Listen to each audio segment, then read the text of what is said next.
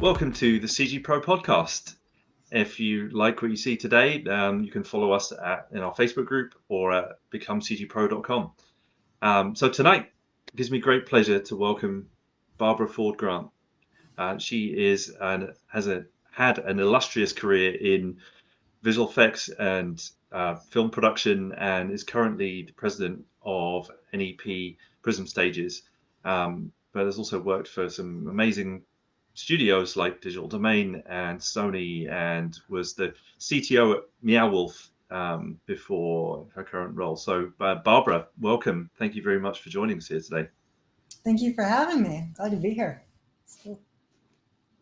Excellent. Well, I always love to start these conversations off just by asking you a little bit about how the journey began for you, how you've been doing this for a little while, and what were there some early inspirations that kind of got you interested in film or computer graphics and made you want to get into all of this?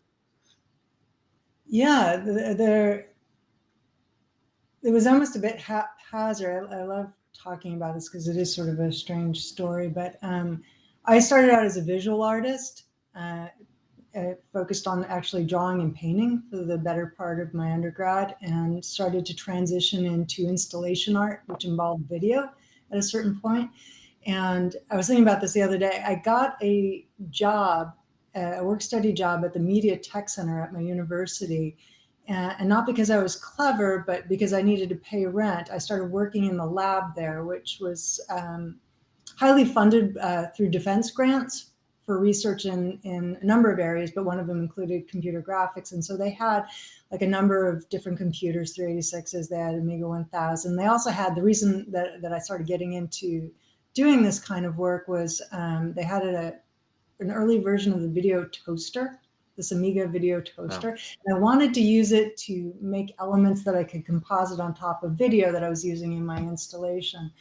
And so I started doing work that involved audio, video integration, and compositing, not surprisingly, in these installation art projects. And then after school, I wound up in the Bay Area. I had a number of friends who'd moved to the Bay Area, and I wound up working for a service bureau under a guy named Howard Brainin, who was doing different types of photography and image processing and retouching and compositing work, and then eventually film recording for clients in that area. And it's kind of a time where everyone wore a million different hats. Like, we were trying lots of things. We were doing film scanning, we were doing retouching, compositing, digital painting, matte painting.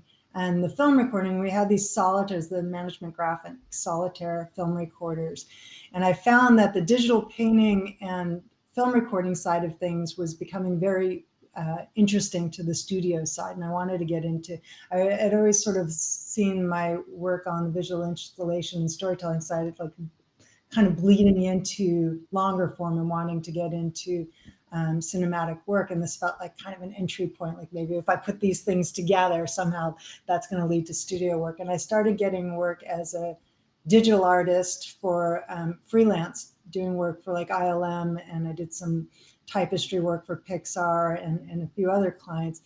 And along that path of doing that kind of work, I sort of fell down a rabbit hole that led to a whole other area of my career where I was, because I had come from and still deeply passionate about the visual results, really what's coming out of all the tools involved, what comes out in the end result, and the quality of that final image and the impression you get out of that final image.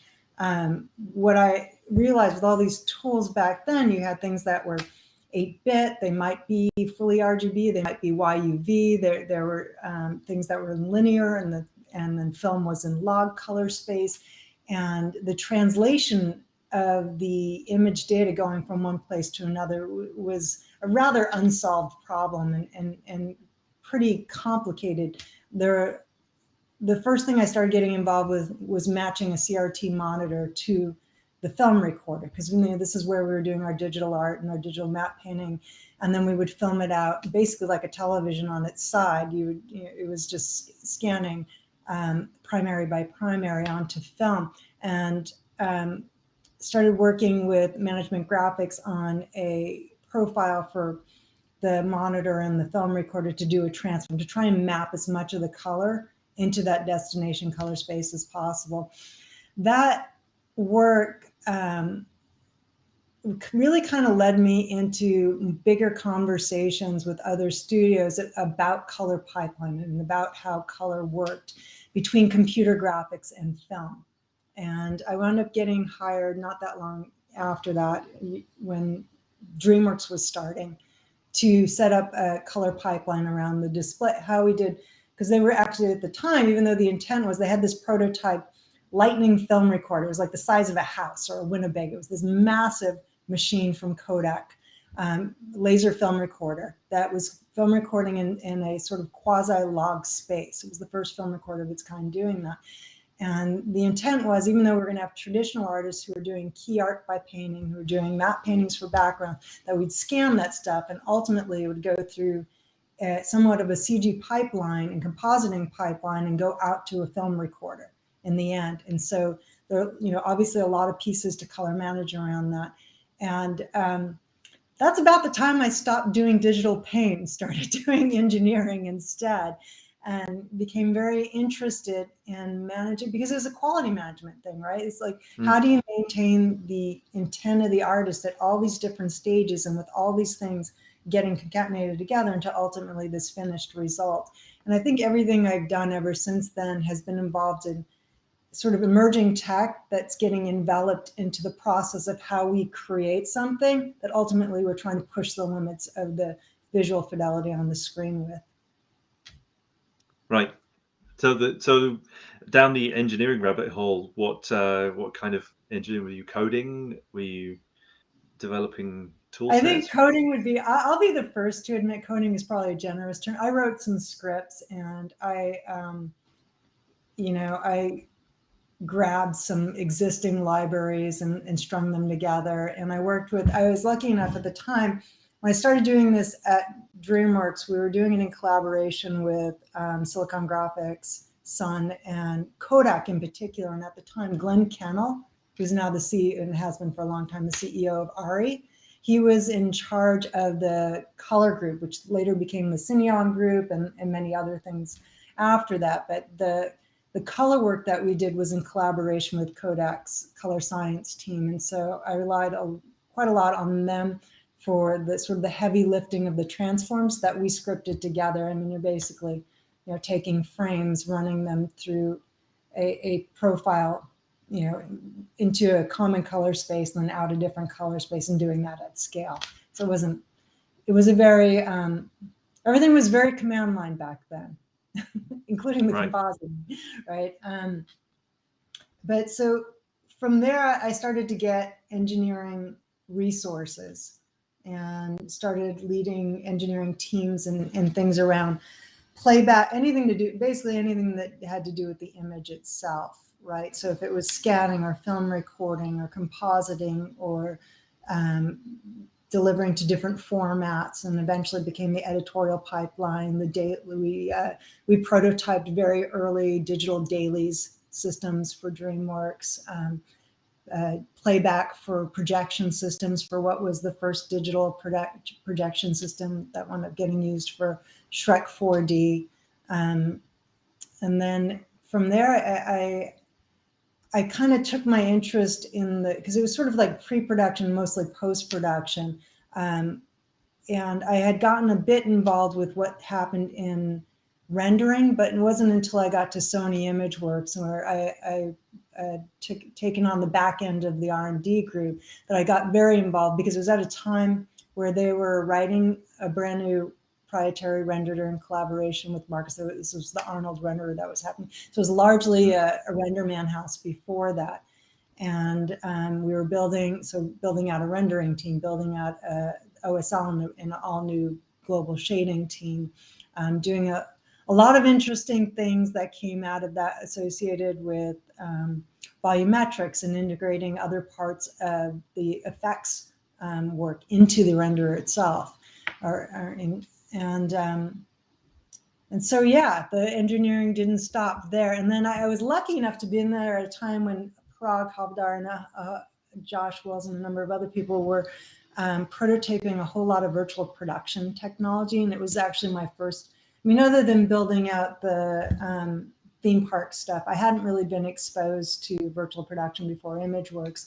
And, you know, even there, it was all very prototype. I mean, this was all MATLAB, OpenCV. It was very raw work, but around facial performance capture, mesh capture, camera tracking, match move, and just all these sort of the pieces of it without actually having the full kind of in volume experience. It was, you know, it was a lot of this was post process, but it, you know, it was that idea around the data that needed to be collected in order to make that sort of thing happen.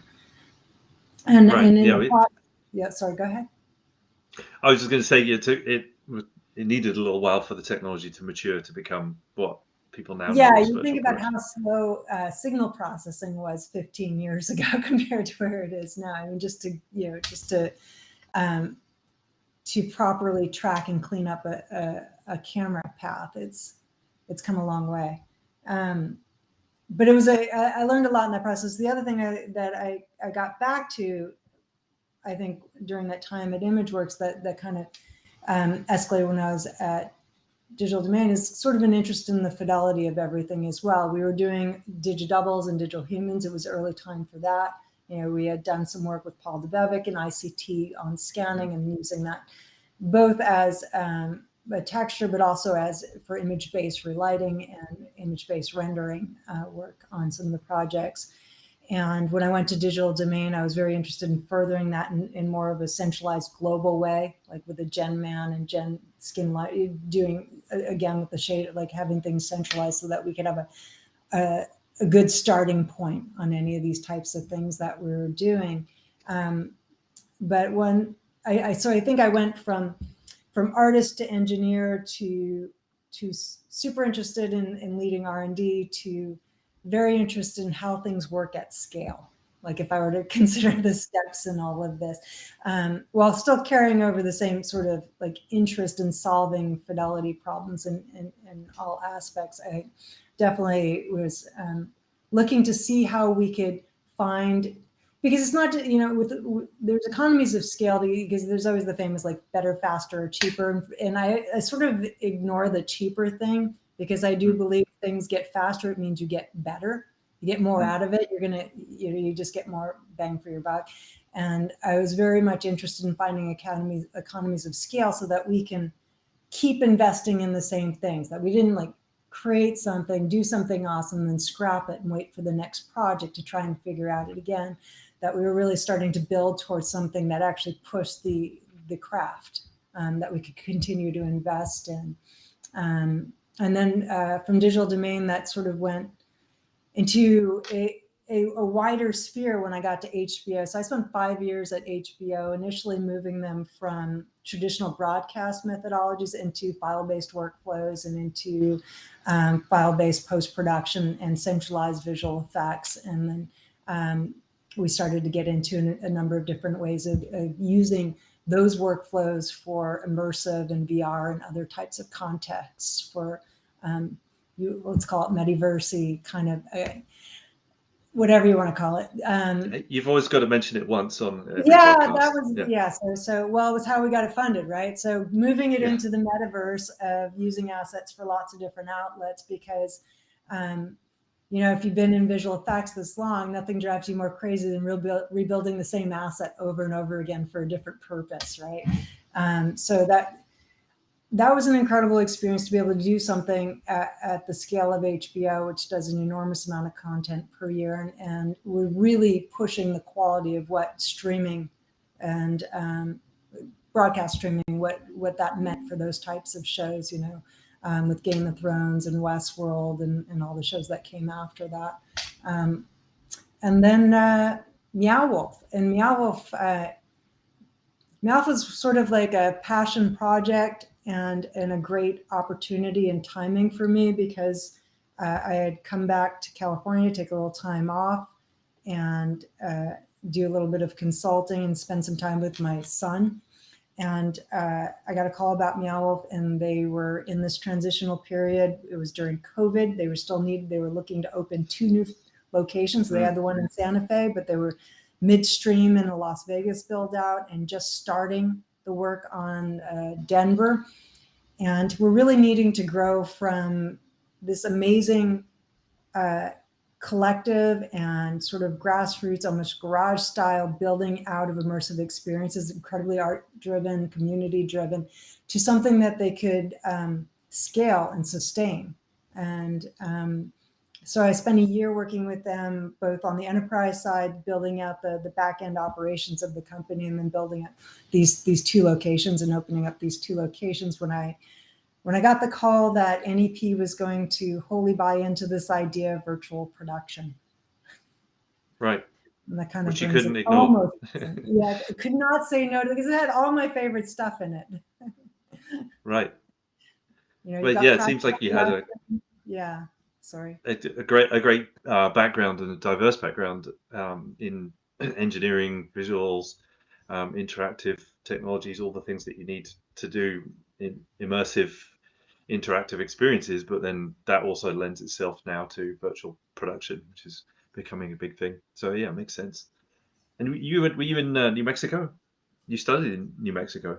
I started, right? yeah. So that's why I say, I mean, New Mexico, my family moved there when I was I went to high school and college there. My mother still lives there. I still feel a direct connection to the art community there. My favorite professors were there and also living artists. And so I felt very strongly that I wanted to participate with Meow Wolf because of that, you know, because I believed in their mission, because I loved that they were this scrappy, you know, DIY collective out of Santa Fe that managed to make something magical happen. And so just to be even a small part of that was incredibly cool for me. And I'm still 1,000% supportive of what they do. I think, you know, that their heart and their mission is absolutely in the right place. Yeah, and I love that it's New Mexico. I always have a piece of my heart in New Mexico. But I'm based I in resonate with California. that. I am too. I spent a bunch of time in New Mexico as well. I actually got Oh, married did you? in Los Alamos. Yeah, just up the road from Santa Fe.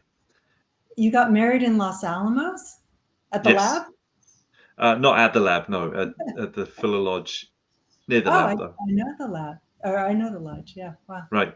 Yeah. And what's your connection? Now I'm interviewing you. Sure. Yeah.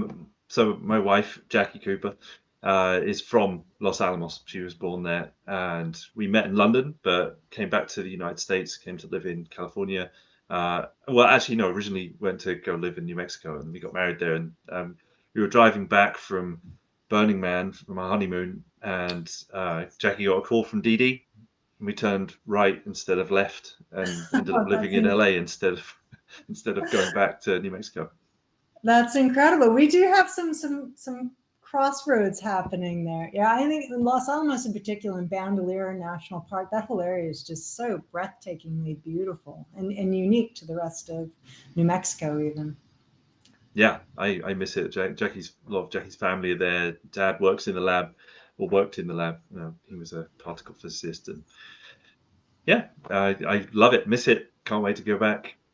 It's a New beautiful Mexico is place. an interesting mix of scientific PhDs, artists, and breaking batters, right? It's this Right. weird intersection of cultures. It's a heady mix. Yeah, it's an incredibly creative area and really culturally diverse place, and really, I understand why the film industry loves Not to it. It's mention the most. the strength of the indigenous population there. So yeah, Yeah, it's a very, like, to me, it's a really unique place. we actually did a project with an Apache tribe up in the north, and we ended up on a reservation for a few days, like the only non-indigenous people out up there, and it was a real experience. I felt like I'd gone to another country, and it just going into a different part of the same country was really It's another crazy. nation. Yeah. Yeah, really, really, really cool. Really great honor to be able to do that. Um, yeah, so great to have that New Mexico connection. I think it's were you at Sony in New Mexico when they were there? No, well, I was at Sony when we were opening up Albuquerque. Yeah, Jim Burney Right. led that group. Uh, yeah, there were a number of great people went out there. Mark Wendell and folks. But no, I was based in Culver City. Got it. We were heading back to New Mexico to go work at Sony probably, and then it left. So it was another good reason not to stay in New Mexico, I guess. But I was kind of looking forward to it. Visual effects and have had a hard time sticking there. Yeah. Yeah, it makes sense. So what was it like working on Meow Wolf? I was super excited by that project as well. It must have been really cool to work on it. You know what? It was a very grounding experience, because it's an incredible group of individuals. Everyone is multifaceted. Most everyone who worked there is multi-talented, multifaceted, very passionate about what they do, and has sort of their own tricks of how they're all artists in their own right. And so they have their ways that they go about things. And coming from being a senior executive at Time Warner, HBO, large publicly traded company, process around everything, institutionalized ways of thinking about how you plan and budget and source things. It was good to kind of like get sort of slapped around, like that's not even a reality here. This is how we do it. So I bought some switches at Best Buy, and I've made my own cables, and we're doing FPGA boards over here, and like everything is sort of this, that the hand of the artist extends to almost anything you could think of. Like they made their own racks. They custom made racks to put gear in that are Meow Wolf racks. It was just incredible. And so it's part of it is like, and I think this is true anywhere, but like it was a great grounding experience to get back to what's actually most important for achieving the creative goals, right? It's like figuring out, it's not about policy. It's like what's necessary, what's actually going to have the biggest impact, and the kind of what's the most at risk, like what can we not take risk on? And I found that my favorite part of the experience was the very collective nature of how decisions got made. Like there wasn't like this team, it gets handed over a wall, and then that team, and it gets handed over a wall. It's everyone kind of talking through. It's like, it was very much a sort of iterative, collective, conversational experience to get to the best result. And I think that works at a certain scale. Obviously, it has its challenges. By the time I left, there's about 1,000 people in 3 locations. So it does, you do have to evolve out of some of that methodology. But my favorite part of it was how hands-on I got to get.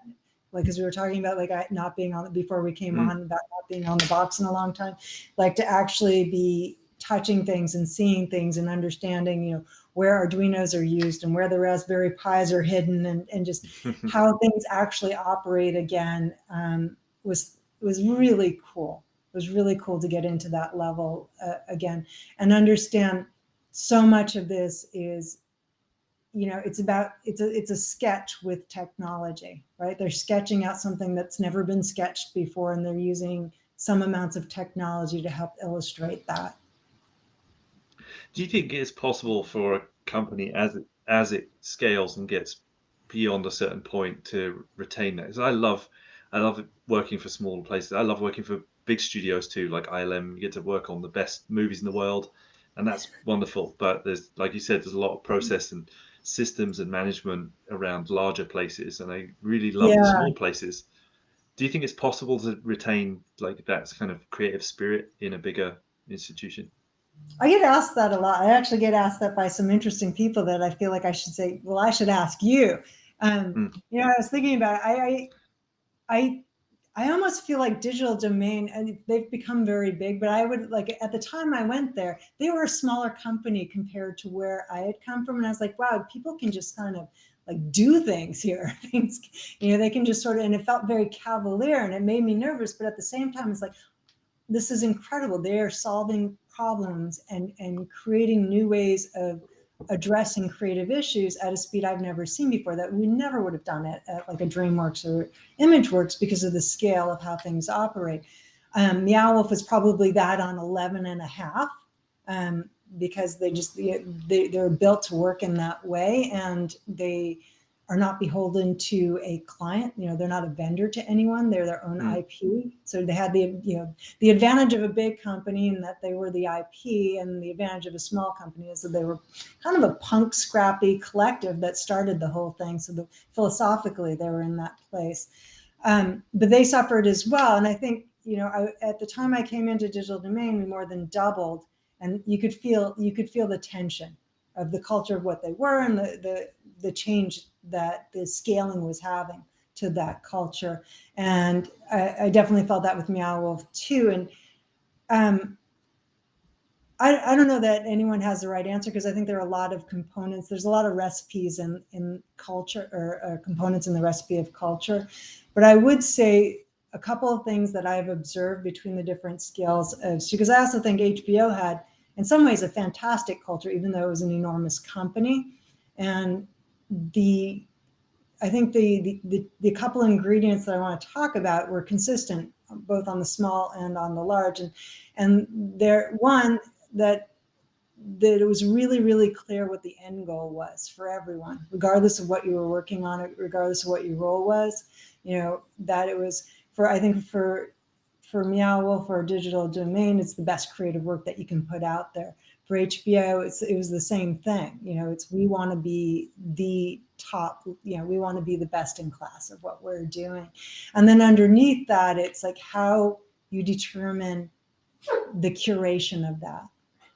And I think where it starts to fall apart is when you have a small culture and everybody's either on the same project or close to on the same project. You get a lot of continuity across leadership about where things are going and the style of operation as you scale, and you start splitting these people up.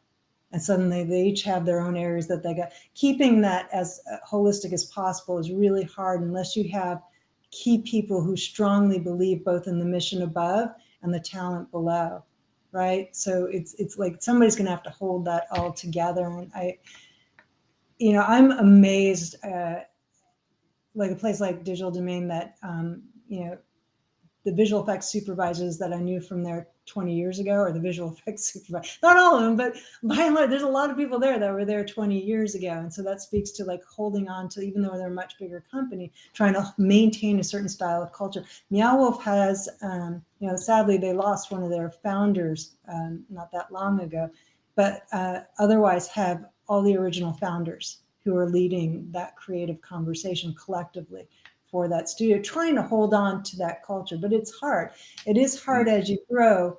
I think the impetus, especially from sort of a board level or a senior executive level down, is to take the best talent and try and scale it horizontally so that you can get more out of it. And I think there's a real risk in doing that before you've shored up that sort of uniformity up and down, that everyone understands and is on board with what the goals are and creatively how to go about it. That's right. A really long answer. I'm not sure I actually answered exactly what you were saying, but I don't know that it's 100% possible. I know that there are companies that are trying. Yeah, no, it's hard. I remember at PDI when I first got there, it was like somewhere between 250, 300 people just finished. It was like during Shrek, and it was everybody. I know very few people don't look back on that as sort of like the golden era, because everyone, you were in basically one building. We had a couple other buildings, but they were walking distance. Everyone knew everyone. Everyone knew everyone's family. It's like it's a certain sort of camaraderie. You're all on the same project. I think that lasted for maybe a handful of years after that, but as it sort of diluted and people went on to different shows, it's hard. I'm curious your experience, like what was the largest scale company where you felt like it was a single culture? One of the last things I was part of was actually a car company. Weirdly, it was a CG team within an electric vehicle company. I was with them for a few years, doing world building to train autonomous driving systems, and it grew from a few hundred people when I started. It was very early on, to 4,000 or 5,000 at the peak, and it got very different. It became very different, and tricky with a company of that size. That was part of my reason for moving on a little bit. I noticed, I'm Yeah. curious if they did this. I noticed in some of the larger studios, there's this, and we did this at HBO too. You start to sort of corner off certain brain trusts. You create labs or innovation centers. There's a million names for them, but basically, here's a handful of people, or they're going to continue to kind of iterate and create and forward think for the rest of us, and we'll blend as needed. And I think some interesting things come out of there, but I also think a lot of suspicion and animosity comes out of that sort of a structure as well. Yeah, I don't disagree. Yeah, we were one of those who was a group that was not supposed to grow beyond 15 or so people, and it was kind of trusted to innovate, basically an R&D department. And it's difficult to get that trust going outwards, especially if you take a while to make things, and you really need a champion. I think that's probably where, I don't know too much about it, but where maybe Steve Jobs was trying to keep that, and Apple trying to defend the innovation inside and try. Yeah, it's a hard thing to defend, but I think it's kind of important to do it, because if it gets too big, too much process, it hampers the culture and the innovation. It's really tricky. Yeah, But I think I it's feel possible. I think it's doable. I'm I an do think it's optimist. doable. I think one of the things I would recommend is not burdening anyone who doesn't need to be burdened with the hardest part to scale is sort of those closest to the results, the whatever, if it's the creative results or the innovation or technology. But there's a certain amount that is really not special. It's process, it's back end, it's just, operational business operations that just need to scale to support these people. And I think too often we burden everybody else with that as well. Like everyone needs to vote on what, HRIS system, or what, what the email is and things like that. And you may think you care, but it's time away from things that are probably better suited to the products you're creating and the culture that you're wanting to hold on to. And I think if I had any sort of suggestion to people going from medium to large scale company, is to kind of yield on some of that back end operational business structure and let professionals come in and take care of that for you, so that you can focus on holding on to talent and the creativity and the products that you're trying to create.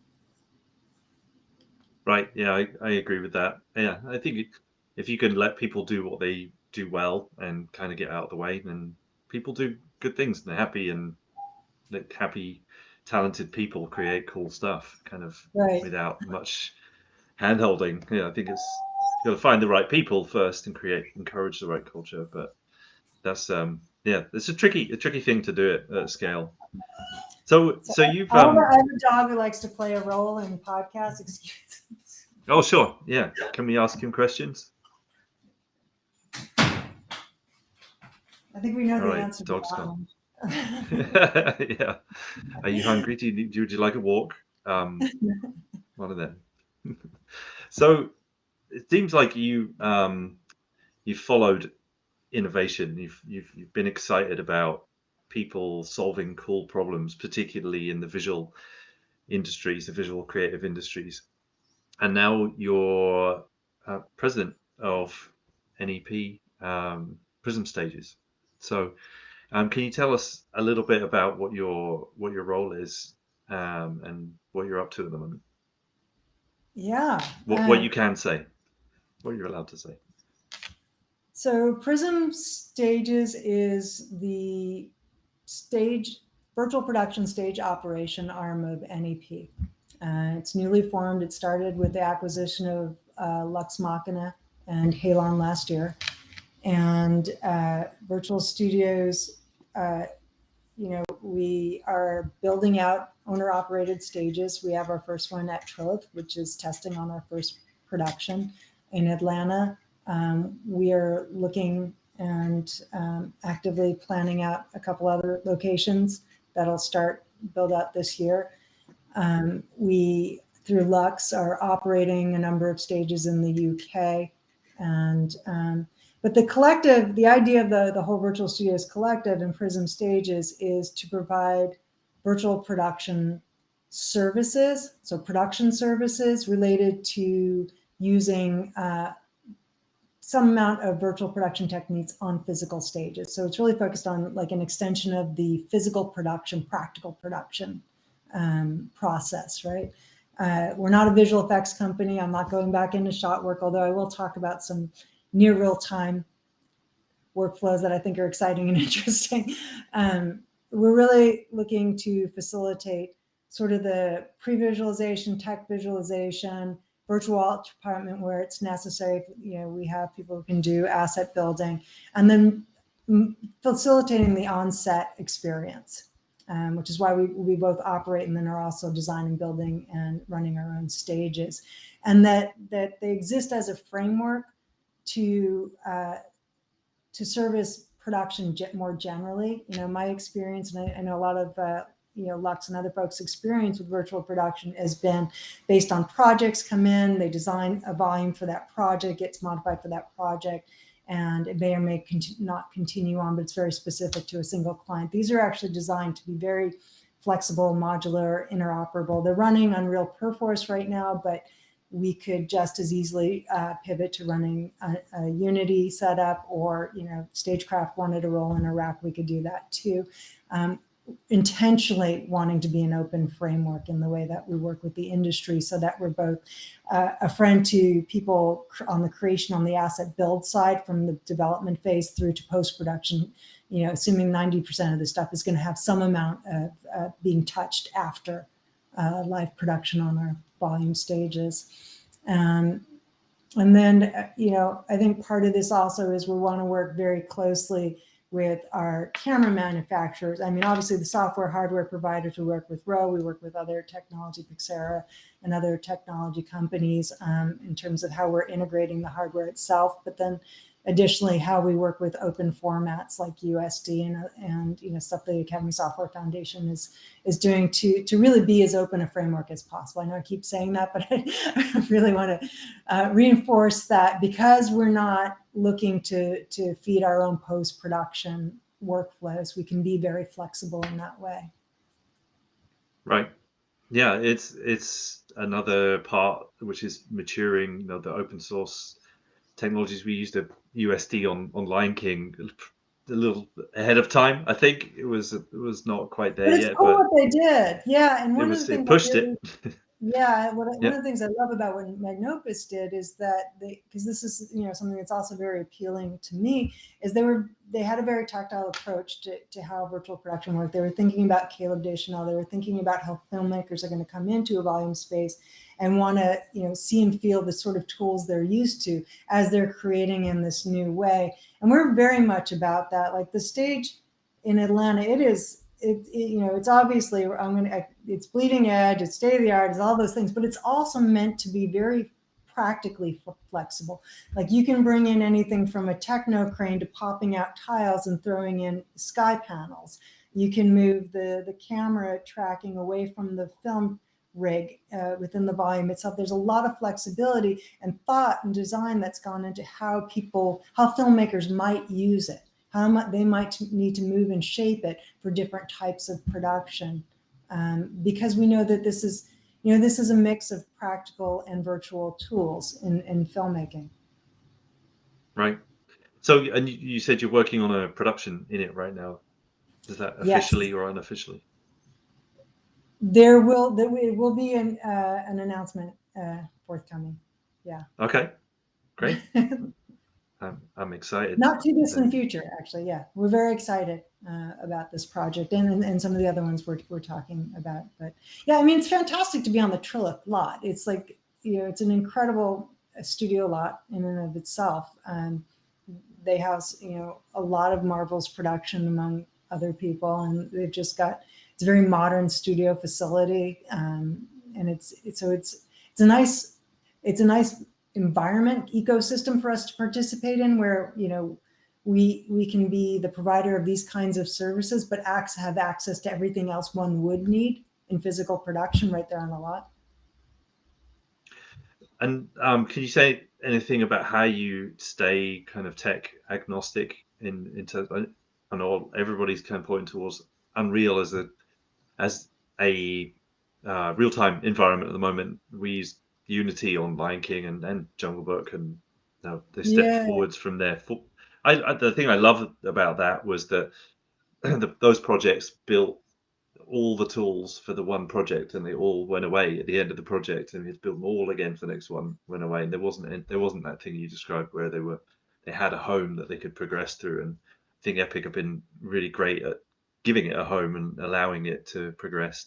But you must be building tools that are independent of the engine and independent of the hardware, and things that kind of sit as a layer in between. Yeah, I mean, as you know, it's a tricky thing when you're building your business on building these certain things, and then the project ends if you don't have an opportunity to iterate it. Like, what do you do? Do you open source it? Do you try to close source it? How do you?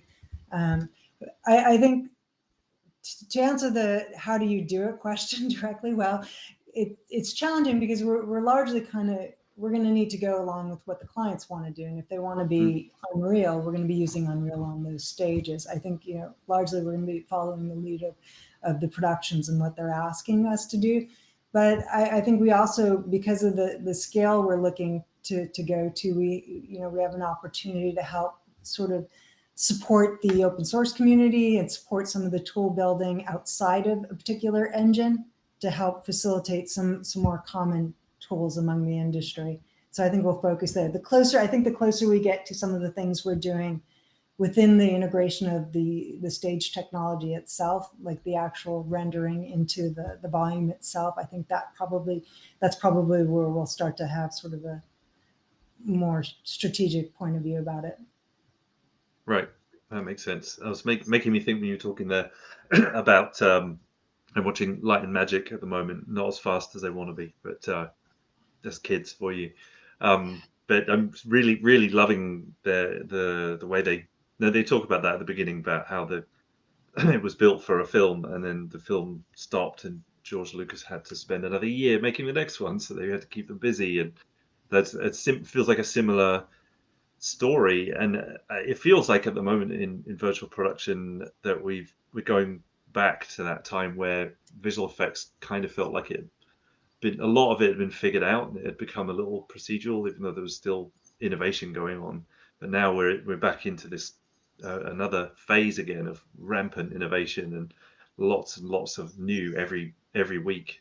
So it seems. Yeah, I completely agree. I mean, I think performance capture, motion capture, appearance capture is the last time I feel like there was like this big wave of lots of things happening. I hope that it's hard, having come from the visual effects side, like in the impetus as a project, you scale something up, you do it, and then you hope you can use it again on the next one, but you don't know if you can. And if something doesn't come quickly, things get stale very quickly. My hope is, at least for Prysm Stages, because we have a number of stages and we'll have things at different staggered pipeline, that we have a lot more opportunity to continue and to contribute back to the things that we're doing, because we're going to get economies of scale you might not get if you're in the shot work business. Right, that makes sense. And it sounds like you have a healthy R&D team somewhere. Are they in a specific location? Are they kind of spread around? This is a global company, but Yeah. we're slightly spread around. But yeah, NEP is extremely likely to benefit from the great minds of Lux Machina in particular, who've come under Virtual Studios, and all the work they've done in designing and R&Ding around virtual production. So, and then we're continuing to build out that team. Actually, Jordan Snyder, who was the VP of platform for Meow Wolf, joined us a few months ago and is leading on the product side. So yeah, a great team coming together on the R&D as well. Fantastic. Yeah, Lux are amazing people. We've done a few things with them, but also it's a pleasure to have Phil on, and he's been really kind to the school as well. Yeah, really respect what you guys do there for sure. Yeah, and Do they're you see good any? people. Yeah, really, People. very generous, very yeah, for people who are that Try and hold bright on to and the culture accomplished. as much. Back to our earlier, really trying to hold Yeah, on to as much of the culture as possible. right. Yeah, well, it seems like it's working. Do you see any like alternative uses for these volumes outside of filmmaking?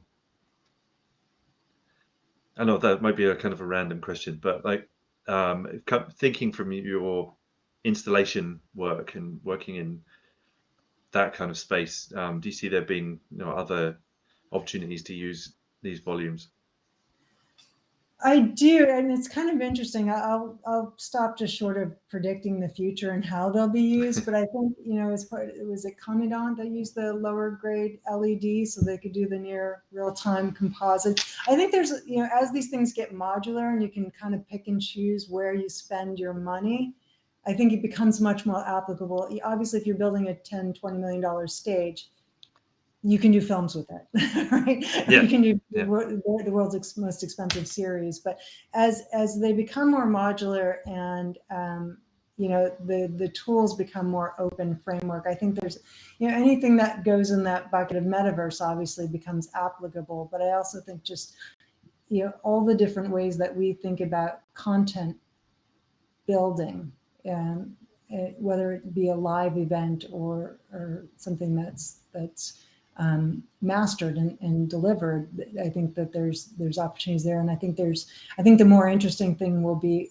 how we then give back to like game and immersive experience, right? right. Like I can imagine sort of real-time immersive game experience changing as a result of things that we're producing in our in-camera VFX workflows. Yeah, I think it's just they're cool. They're such cool spaces when you go into them. I've visited a lot of them at this point, and I just love when they're on and you can walk into the middle and it feels like it feels like you're somewhere, and you're with other people too, not like in a VR headset where you're Yeah, separated that from.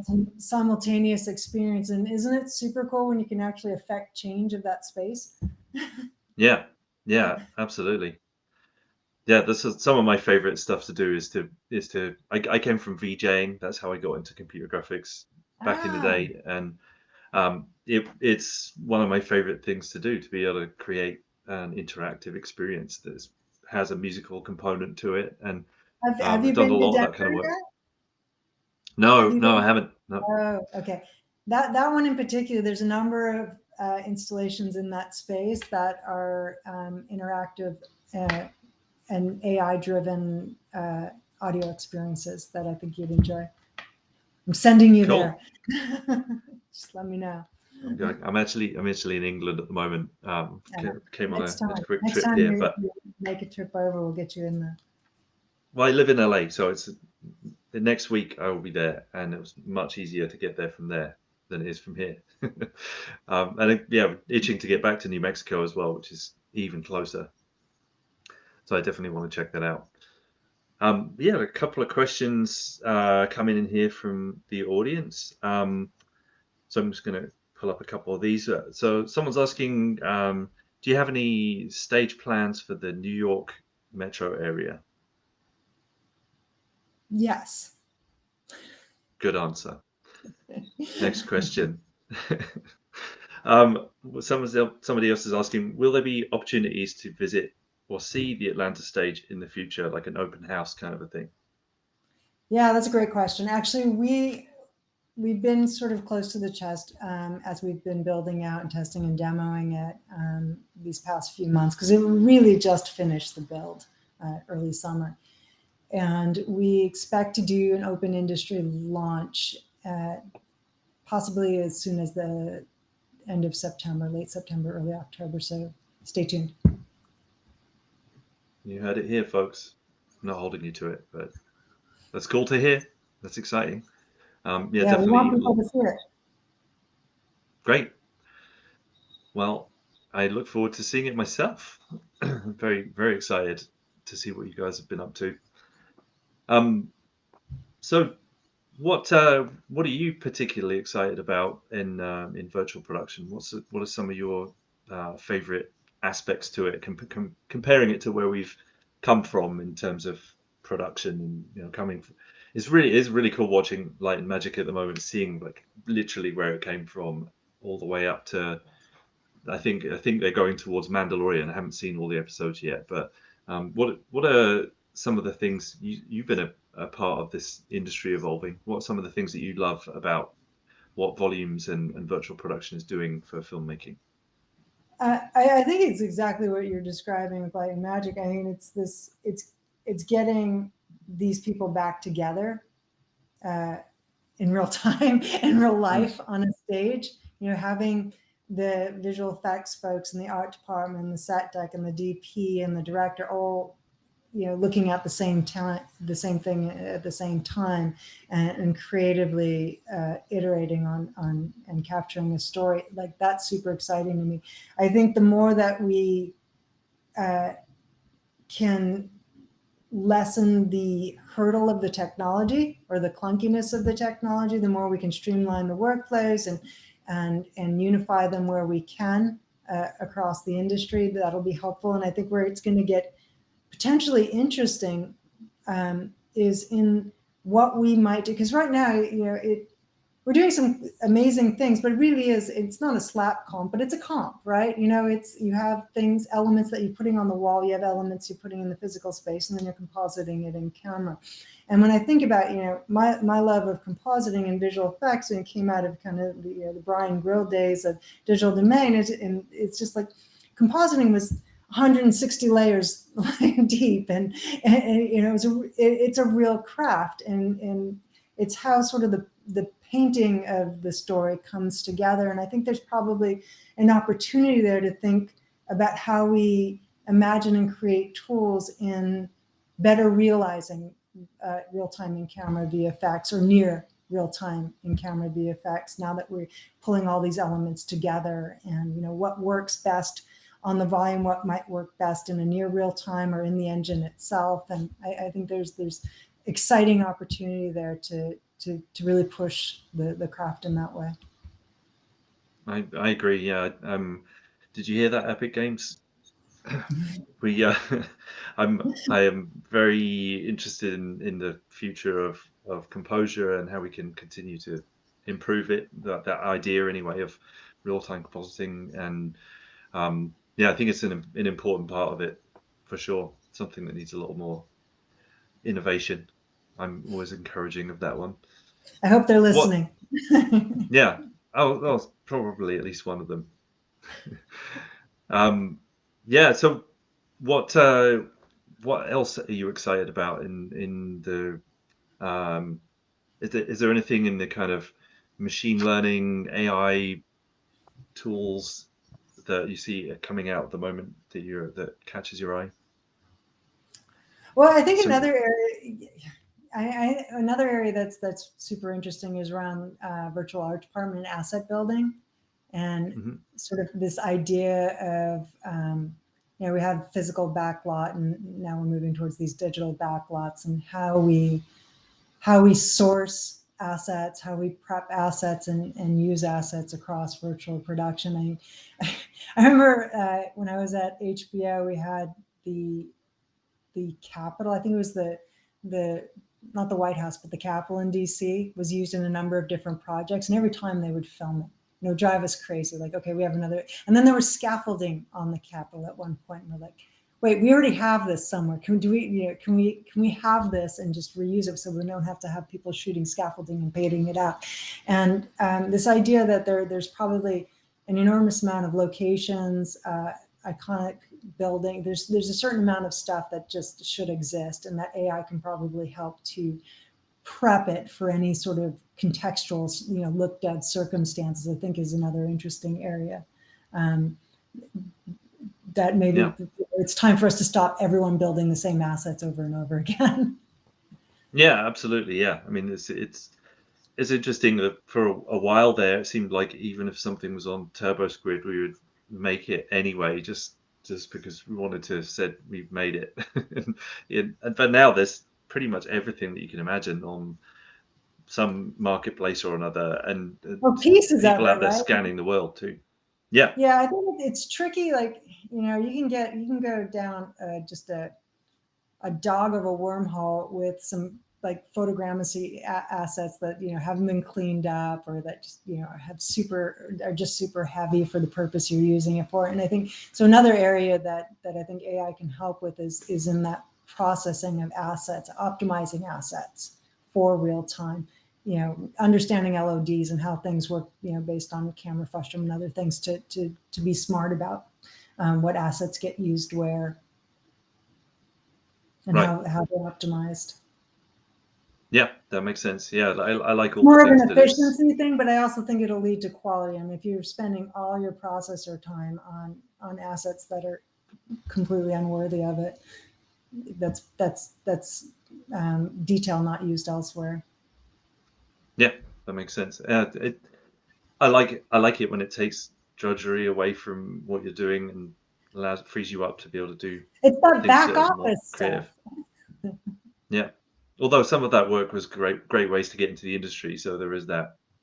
But I guess then other That's true. work will become good ways to get in. I always think of my color work as sort of that. And no district color science is a hard problem, but the work that I did was much more that drudgery to like it was necessary, and it got Right. me into the business. And are you still focused on that area? Because I know it's still a thing, it's still something that's being worked out. Yeah, and I think it always will be, as long as there's new ways of rendering, new display technologies. There's always going to be some reason to need to color manage. I love, how much it's evolved over the years. I worked with Jeremy Salem when he was first writing the OCIO stuff at Imageworks, and it's great to see these things actually coming out into the industry and being embraced. I don't think color management is not a problem that gets solved. It's something that gets managed, right? And depending on the configuration of what you're doing, somebody needs to kind of look at it and make sure they're managing and understanding the entire pipe, and that it's managed at every point that the color is going to be touched. I'm passionate that it's right as best it can be, right? But I'm also really lucky that I have, I rely on Chris Murray and some of the Lux folks who, their team has been working in this area for a long time, and I feel like we've got a really good handle on it from a stage perspective. Fantastic. Is there anything else that you want to share with people while you're here? Anything at all? Well, you've already talked about Trilith, and one of the other things that I think, so one of the other things I would talk about with Prysm, besides the stage operation, our interest in partnering on the physical production side to be an extension of physical production for virtual production, our interest in being involved in an open framework and working with open standards and trying to contribute as much to that so that we have common pipeline is also really important. I think another pillar to this that I probably haven't touched on yet that is near and dear to your heart is on the education side. Lux has been working for quite some time already with Epic on a number of different training programs and assisting in the fellowship. That'll continue. We're also working, we're extending, looking to extend curriculums at certain universities related to virtual production, starting with training of their instructors and then eventually having cohorts within the programs themselves be involved in training on our stages as well, and some of the skills and trades, and starting in Georgia and probably the UK, as those are large film markets, but extending that out further. So I would say, we are very interested in understanding from the community kind of what, from a stage operations perspective, because I know there's been a lot of work done on the engine side, but from the stage operations perspective, what kind of education should we be helping to facilitate? What's missing out there? And I remember many years ago doing the Mole Richardson's lighting class as we were working on physically based rendering at Imageworks, and just how eye-opening that was for everyone to actually play around with practical lights and talk to the DP and the lead grip on those sorts of things. And I feel like we're in this unique position where we can help educate that sort of intersection of practical and virtual production. And so we're keen to be able to service the community in that way. What would be the best way for the community to help with that, to share that with you? Yeah, so Rebecca Perry's our director of education, and I would say there you could shoot her an email, or you could reach out to me or Phil Galler are probably the best contacts. But it's Rebecca.Perry.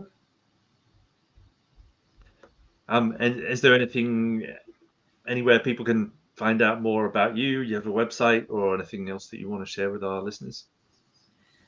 Well, for me, no, I just have the LinkedIn website. Sure. For such a tech person, I'm pretty low key on social presence, but I'm reachable for sure. LinkedIn's probably the best way to get a hold of me. Okay, great. Sorry. Go ahead. The only other thing I was going to say, I'm also particularly interested related to Academy activities. I've been involved with the Scientific and Technical Awards Committee for going on 15 years, and we've started to kind of shift the demographic of that body over time. And I think generally in visual effects and animation, trying to shift some of the demographics of the leadership. And so I'm particularly interested in talking to people who want to get involved in that as well, in different aspects of whether it's through VES or through the Academy. Reach out. Great. You heard it here, folks. So yeah, reach out if that's something that you're interested in. And yeah, you made a short film at some point. I did. I forgot to ask you about that. I wanted to ask you about that. You play the guitar? And that's probably the one I do the least anymore, sadly. But I don't want to mislead your audience. But I still love it. I still love music. I love the arts in general. I've always been passionate about the intersection of art, storytelling, and technology, and sort of all the elements around that. I mostly have just focused on a little bit of painting on the side, but I think it was between Digital Domain and HBO, I decided to make a short film, and it was a 20-minute live action film with 0 visual effects. Wow. That makes sense. Probably had enough of that. Well, it was a sort of a poetic drama, and it was a great experience for me. Really enjoyed doing it. Any desire to do another one? Yeah, I think it's important, and I know a lot of us do this. What I was struck by early on, and it seems to still be the case, is that people who come into this space are also musicians, artists. They're all multidisciplinary in some way, and I think whatever avenue you go down, staying multidisciplinary really helps your ability, because it's an ever evolving industry, right? It's not. There's never been a straight road in computer graphics and visual effects. And I kind of credit my interest in sort of meandering through these different avenues as helping me to also meander in my career, and feel very lucky in that sense. I also think it's good for our mental health. So I wouldn't, anybody who feels like they have to let go of one thing to do another, I would say to try and figure out a way to not call it your side hustle, but really like consider it part of your growth, part of your professional growth. I think that maintaining our passions is important to our career growth. I totally agree. Yeah, sometimes I found it difficult time-wise, depending on what project you're on, but very important. With kiddos and all that. Yeah. Yeah, it's super important. Just have to time it right, I guess.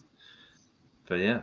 Well, Barbara, thank you so much for being with us today. It's been really cool talking with you. Thank you. This was lovely. I really appreciate it. Thanks, Ed. Yeah, likewise. And hopefully we get to have you back sometime. Thank you also to all of our listeners, and thanks to all the people that ask questions. And I look forward to another episode in a couple of weeks. But thanks again, Barbara, and we'll see you all again soon. If you enjoyed this, follow us at becomecgpro.com or in our Facebook group, and we'll see you all again soon. Take care, everybody. Thank